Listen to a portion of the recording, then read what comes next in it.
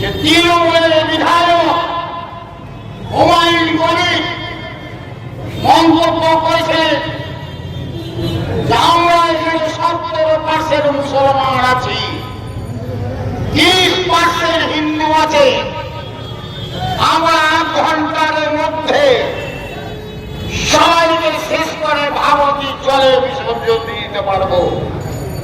একেবারে স্পর্ধা ভারতবর্ষের মুখে কি করা হয় একজন বিধায়ককে, সেই বিধায়ক এখন এত বড় বক্তব্য রাখল। তার বিরুদ্ধে মমতা ব্যানার্জি কোন বক্তব্য রাখলেন না, এরকম হজম করে গেলেন ভোটের তাগিদায়। তাই বন্ধু, এই সন্ন্যাসী হিন্দু স্বার্থ রক্ষার জন্য, হিন্দু ধর্ম রক্ষার জন্য, হিন্দুদের মা বোনের ইজ্জত রক্ষার জন্য প্রতিবাদ করেছেন বলে তার বিরুদ্ধে কুরুচিপূর্ণ বক্তব্য এসেছে একজন মুখ্যমন্ত্রী, যা সমস্ত শ্রেণীর মানুষের, হিন্দু মুসলমান জৈন খ্রিস্টান সমস্ত মানুষের মুখ্যমন্ত্রী, যারা ভোট দিয়েছেন তারও মুখ্যমন্ত্রী, যারা ভোট দেয়নি তারও মুখ্যমন্ত্রী। সেই মুখ্যমন্ত্রী এই ধরনের আচরণ করে একজন সন্ন্যাসীকে অপমান করে সভা শেষে সমাপ্ত করব। কারণ আজকে ভারত সেবাশ্রম সংঘ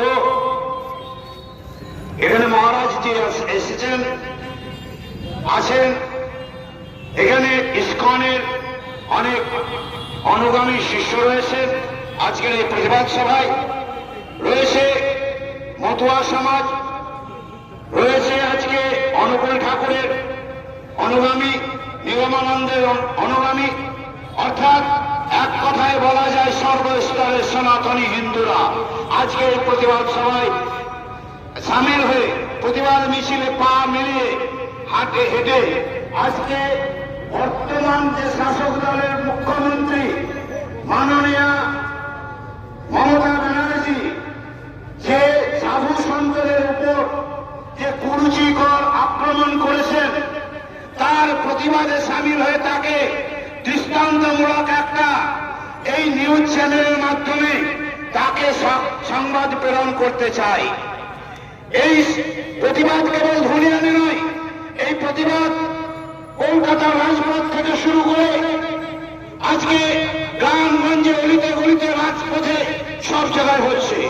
কারণ আমরা ভারতীয় সনাতনী সংস্কৃতি পরম্পরায় বিশ্বাসী, আমরা সাধু সন্তদের সম্মান করি, শ্রদ্ধা করি।